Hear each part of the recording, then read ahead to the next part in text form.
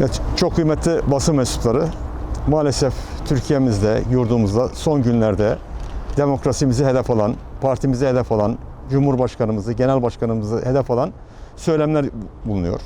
Bu söylemlere karşı il başkanlığı olarak, teşkilatımız olarak hem bir basın açıklaması ihtiyacı duyduk ve ayrıca bir de suç duyurusunda bulunuyoruz. Bunun metni elimde. Müsaadenizle sizlerle de paylaşmak istiyorum. Aziz milletimiz, değerli basın mensupları, AK Parti Gaziantep İl Teşkilatı'nı temsilen Fikri Sağlar, Can Ataklı ve İlker Başbuğ hakkında Türk Ceza Kanunu'nun halkı kin ve düşmanlığa tahrik etme başlığını taşıyan 216. maddesine istinaden Cumhuriyet Başsavcılığımıza suç duyurusunda bulunduk. Bilindiği gibi Türkiye Cumhuriyeti Devleti doğrudan milletin yürüttüğü ve onun temsilcisi olan Büyük Millet Meclisi'nin yönettiği bir istiklal mücadelesi sonunda kurulmuştur. Temelinde milli iradenin üstünlüğü olan Cumhuriyetimiz, çok partili siyasi sistemle birlikte bu vasfını siyasi alanda da tam manasıyla hayata geçirmeye başlamıştır. Elbette en başından beri her dönemde milli iradenin üstünlüğünü hazmedemeyenler olmuştur. Milli irade düşmanlığı kimi zaman darbeci, kimi zaman vesayetçi, kimi zaman marjinal akımların temsilcisi olarak karşımıza çıkmıştır. Hepsi de faşizmin en ilkel, en karanlık ve en nobran söylemleriyle, eylemleriyle milletin değerlerine, tarihine, kültürüne saldıran köhne zihniyetin mensuplarıyla mücadele etmek, kendine bu ülkenin demokrat, yerli ve milli birey olarak gören herkesin en başta gelen sorumluluğudur. Yakın tarihte 28 Şubat'tan 15 Temmuz'a kadar uzanan nice acı hatıraları hala hafızasında canlı olan milletimiz, faşist zihniyete karşı gösterdiği ilkeli ve güçlü duruş sayesinde ülkemizin en büyük kalkınma ve demokrasi atılımının partimiz vasıtasıyla gerçekleştirebilmesini sağlamıştır.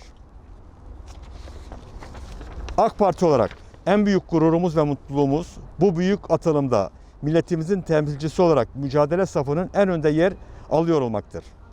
Türkiye'nin kalkınma ve demokrasi yolculuğunda kat ettiği mesafedeki başarısı, akıl, vicdan ve izan sahibi herkes tarafından takdirle teslim edilmektedir. Bu sayede ekonomiden hak ve özgürlüklere kadar her alanda dünyanın en gelişmiş ülkeleriyle mukayese edebilecek bir yere geldiğimizi en iyi milletimiz biliyor. 2023 hedeflerine somutlaşan büyük ve güçlü Türkiye'nin inşası gayretlerimizi inşallah zaferle neticelendireceğiz.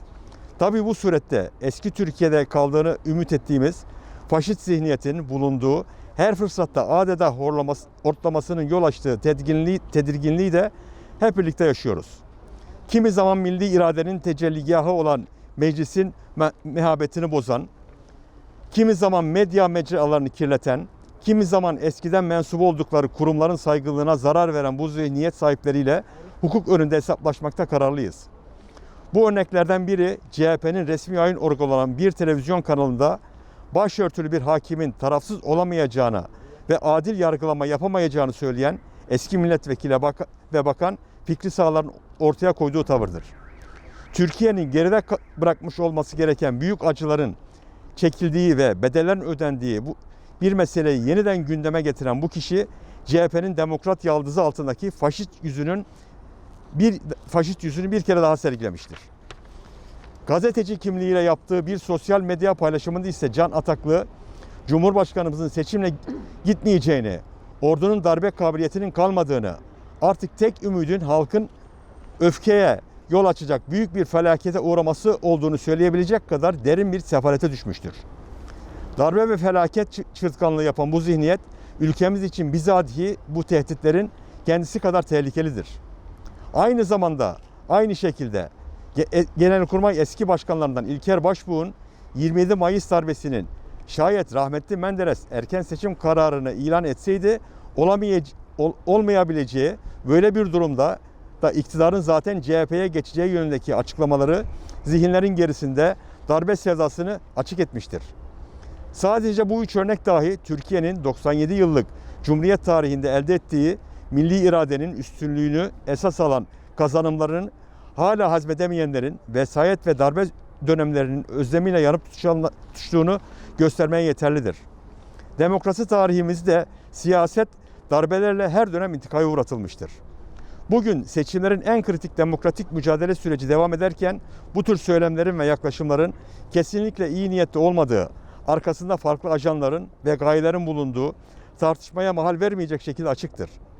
Unutulmamalıdır ki teröre ve her türlü vesayet odağı ile mücadele demokrasiyi koruma mücadelesidir.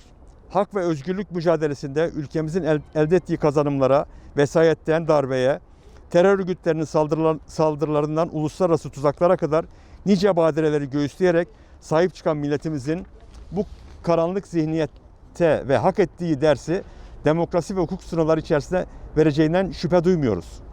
Türkiye'nin 81 vilayetindeki AK Parti teşkilatları olarak biz de yapılan bu saldırıyı demokrasinin kalbi milli iradeye, onun taşıyıcısı siyaset kurumuna ve nihayetinde bizatihi demokrasimize, partimize ve seçilmiş Cumhurbaşkanımıza yönelik bir saldırı olarak görüyor ve hukukun bize verdiği hakları kullanarak suç duyurusunda bulunmak üzere milletimize ve tarihe karşı görevimizi yerine getirdiğimize inanıyoruz.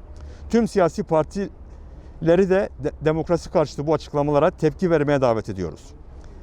Benzer her türlü girişime karşı da aynı kararlılıkla mücadele edeceğimizi özellikle belirtmek istiyoruz. Teşekkür ediyorum. İnsanlık yapayım dedim araba. Ahmet çok değil mi?